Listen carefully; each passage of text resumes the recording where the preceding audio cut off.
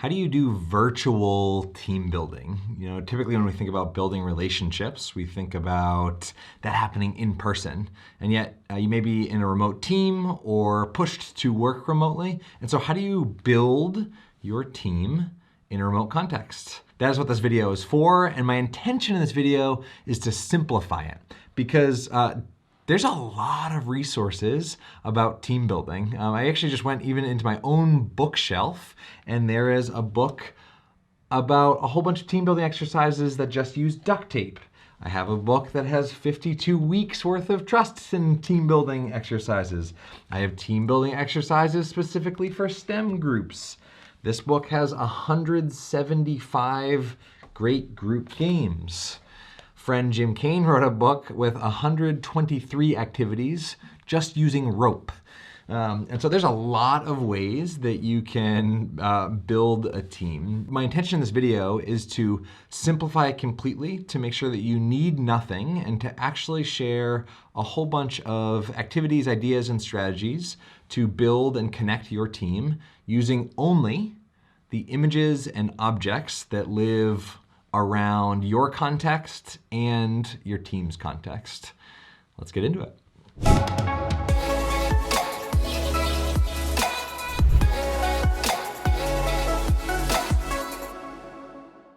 Hey, so in addition to all those books, I also wrote my own with a mentor called The Pocket Guide to Facilitating Human Connections, and used to teach team building and leadership development and facilitation at Penn State University.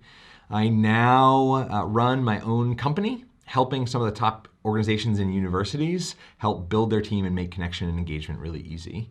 And my favorite way to help groups build teams remotely is by utilizing something that you actually don't have access to when you're in person. Because what I've found is the more that we try to replicate in-person style or in-person methods of building teams, they kind of fall short because virtual is just fundamentally different, right? I've said this before, but you don't have proof that I have legs right now.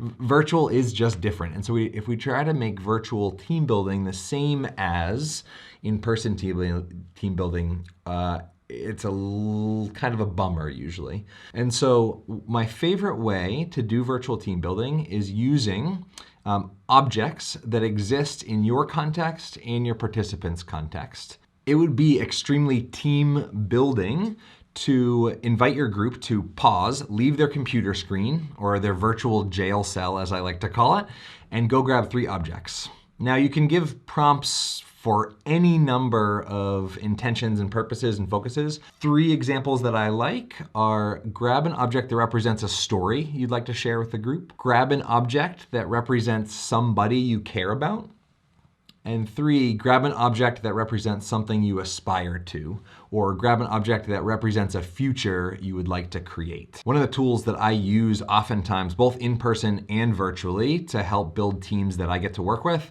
are We Engage cards. So it's a deck of cards that I created that I'm not particularly trying to, I'd be happy if you bought them, but I'm not particularly trying to sell them to you because there's a link in the description to actually access a digital version for free.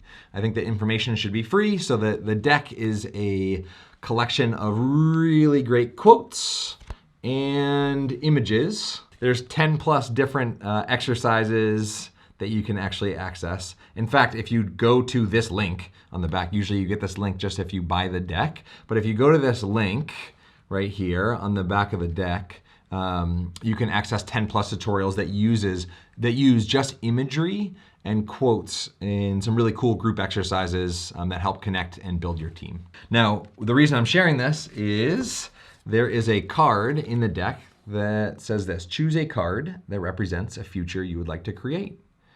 And so replace or edit that prompt slightly just to choose an object that represents a future you would like to create.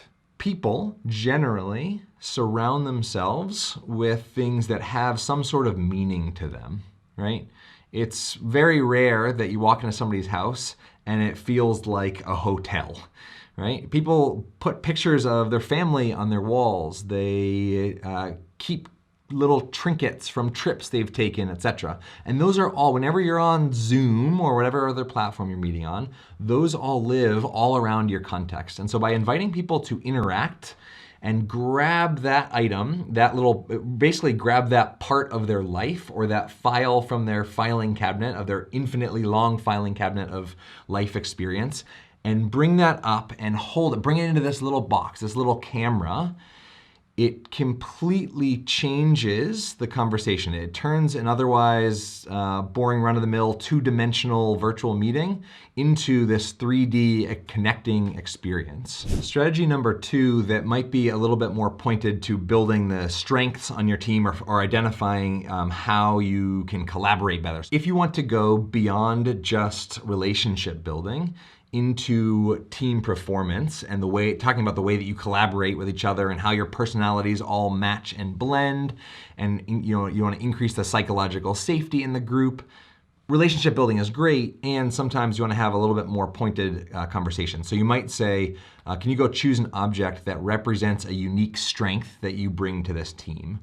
Now, one of the reasons this is so incredibly valuable is, one, it takes no prep on your end to do this, right? It's a simple prompt that has very deep impacts and meaning, I think. It introduces this element of fun, or is this there's a reason that I think people like show and tell. It's not just a kid's thing. Like when you share a little piece of your life, there's something that's kind of cool, right? If you walk into somebody's house and you ask them about the photo that's on their wall, it makes them feel seen, heard, and understood. And so sharing that is really a useful thing. The other reason that this whole concept and strategy is useful is when somebody shares an object paired with their strength. They might bring this object. I don't know if you remember these based on when you were born, but they're these crazy balancing eagles. This was a very impulsive purchase at some point. They may bring this object and say, I bring a certain level of strategic vision to the group. I'm really bad at scheduling calendar appointments and managing the details, but I can see the forest from the trees, right? I have an ability to see everything and kind of pull people together in order to get what we need done. The brain is psychologically wired for you to remember what I just said more than if the eagle wasn't present, right? So when I'm talking about having really great vision for the team, people will remember and associate. So that 2 years from now, they'll be like, I don't know what Chad said in that moment. Oh, right, but he brought the eagle vision, right? It's this visual cue that allows us to access, and that's really important for team building, because you don't want to do team building that you have this great moment, but everybody forgets what happens. You want to create really great moments and have people remember what you said, what you shared. All right, and the third strategy or take using images and objects to help build your team actually is a brilliant exercise called Panic Picture. And I actually wrote down the phrase panic picture scribbled down on a sticky note in messy handwriting while I was on a call with a client. I was working with Virginia Tech's Cooperative Extension Group, and they were all sent a deck of those We Engage cards that I was sharing earlier. And I had asked them how they had been using them. We were kind of meeting over a coaching clinic to ramp up some of their strategies to up the engagement in some of their virtual trainings and programs. And somebody shared a really brilliant idea. Her name was Kate. Her name still is Caitlin. And she called it Panic Picture. And very simply, and you can do this with, even if you don't have the deck of cards, you can do this with random images you have lying around your house. You can cut out images in a magazine. You can also just get a series of 3D objects.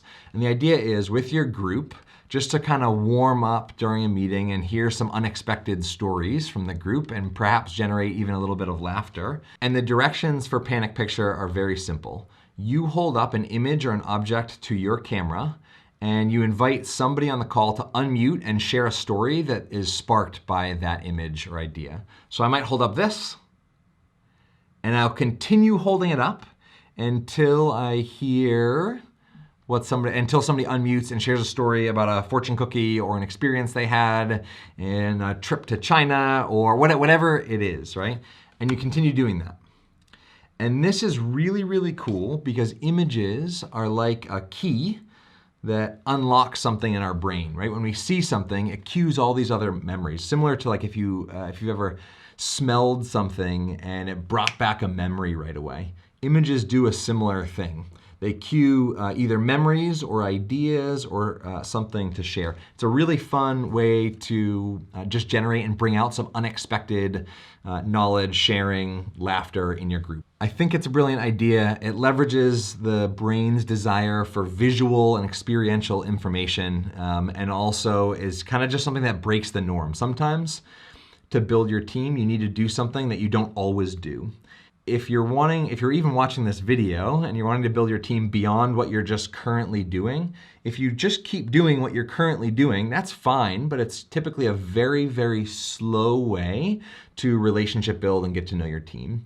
And in any group that I've ever worked with, any leader that I've ever talked to, they've never said, "Oh, I have so much extra time to do this." No, we live in a world where there's too much to do in too little time. And so weaving in and just taking images and objects and bringing them into your meetings in a regular dose in small batches, right? This is not something you do for 5 hours at a time on a Zoom call. I highly recommend that when you do virtual team building, you do it in bites and chunks and sips rather than huge gulps, because you don't want to burn out your team sitting at a screen.